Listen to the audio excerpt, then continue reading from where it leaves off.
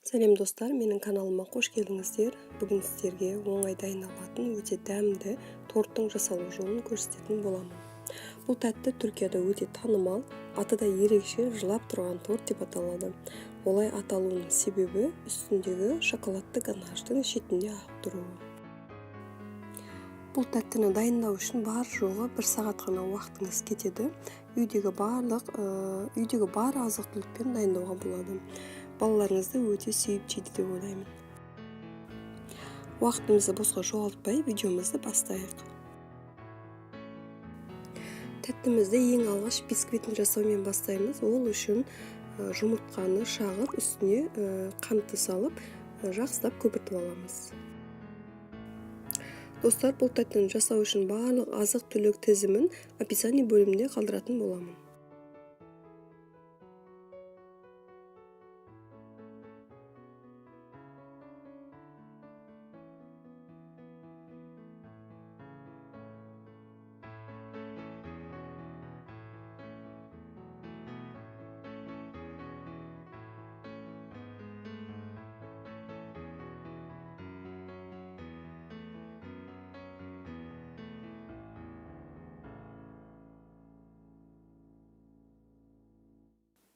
Қант пен жұмыртқаны жақсылап көпірткеннен кейін 1 стакан сұйық майымызды құямыз және 1 стакан сүтімізді құйып жақсылап араластырамыз.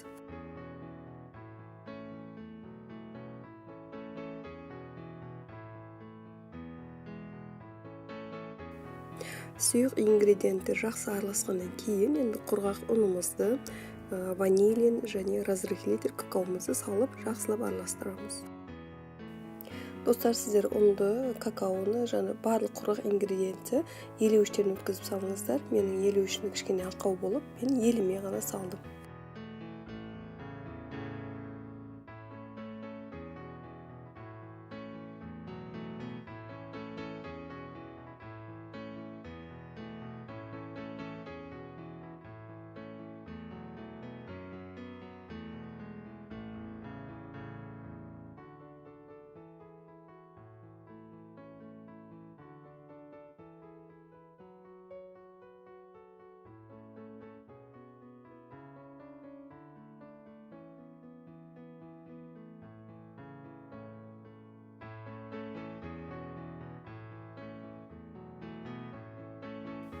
Достар, қаласаңыздар венчикпен, қаласаңыздар блендермен араластырсаңыздар болады. Мен ұнды елеме салғандықтан жартылай венчикпен, жартылай осылай блендермен езіп алдым.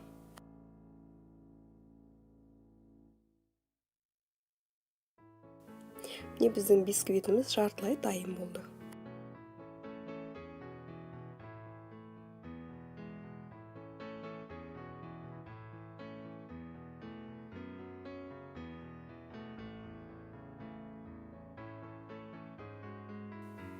Енді ыдысымызды жақсылап майлап, бисквитті құйып, 180 градуста жарты сағатқа пеште пісіріп аламыз.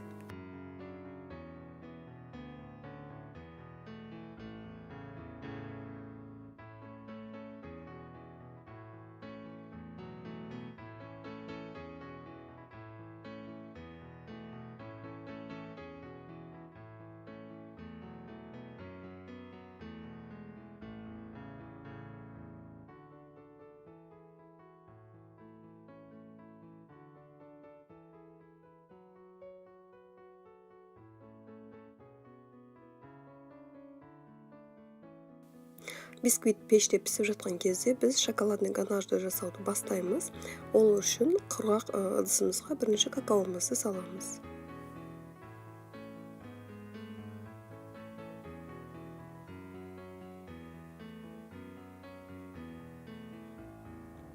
Артынан 5 ас қасық крахмалымызды саламыз. Крахмалдың қай түрі болса да бола береді.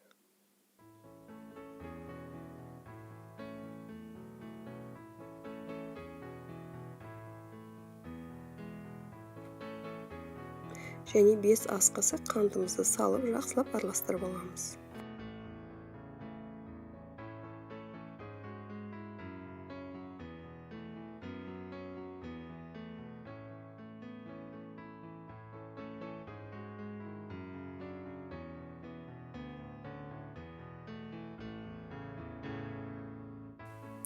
Кургак ингредиенттерди жакшылап аралаштыргандан кийин 3 стакан салкын сүтүбүздү куюп, ошакта писирип аламыз. Писирүү кезинде оттун асты баяу болуу керек және міндетті түрдө жанынан айрылмай араластырып туруубуз керек.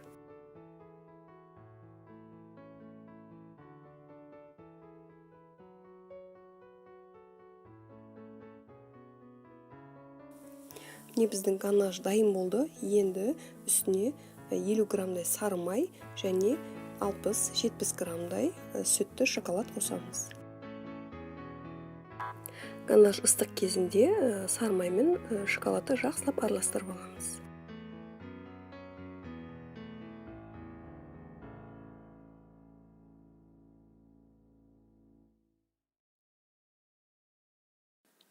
Міне биздин бисквит дайым болду.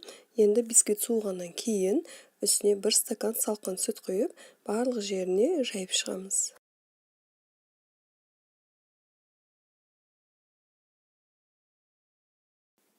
Сүт куюубуздун себеби бисквит жакшылап жумшарып, кремди өзүнө жакшылап сиңдирүү үчүн.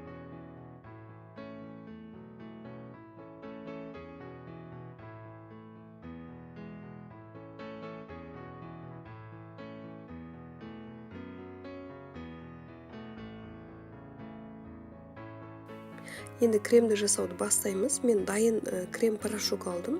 2 пакет порошоктун үстүнө 1 стакан салкын сүттү куюп, блендермен жакшылап араластырып аламыз.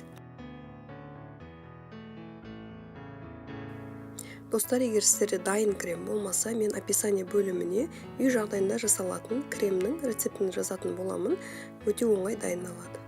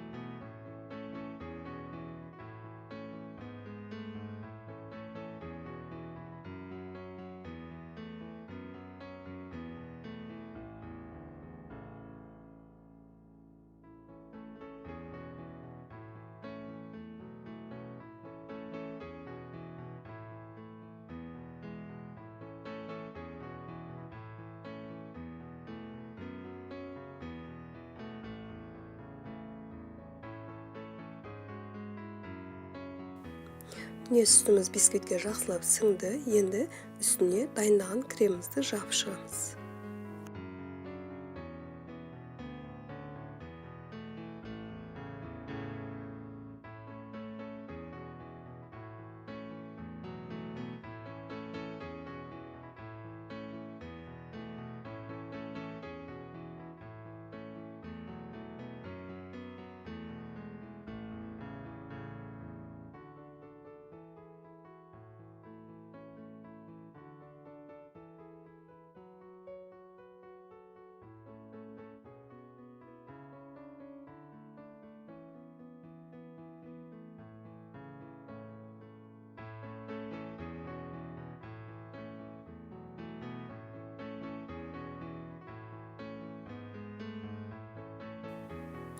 Кремди толуктай жагып чыккандан кийин шоколадный ганаш жакшылап ичине сиңүү үчүн осулай бөлүктерге бөлөбүз.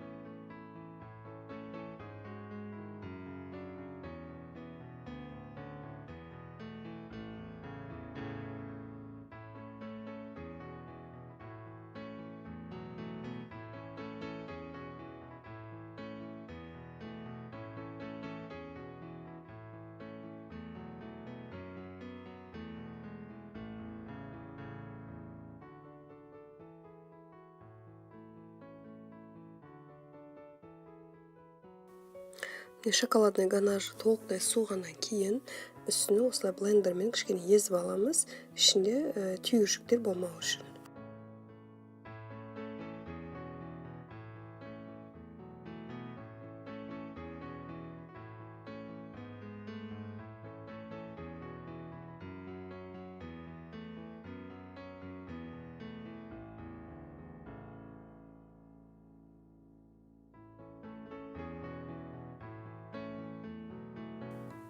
Тәттінің ең соңғы бөлігіне де келдік.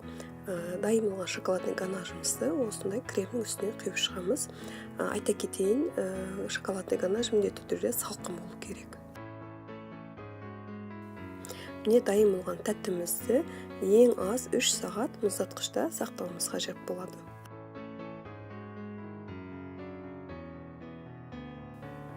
Достар, 3 сағаттан кейін жылап тұрған торт атты біздің тәттіміз осылай дайын болды. Дәмі өте керемет болды. Жасалуы да оңай, дәмі де керемет.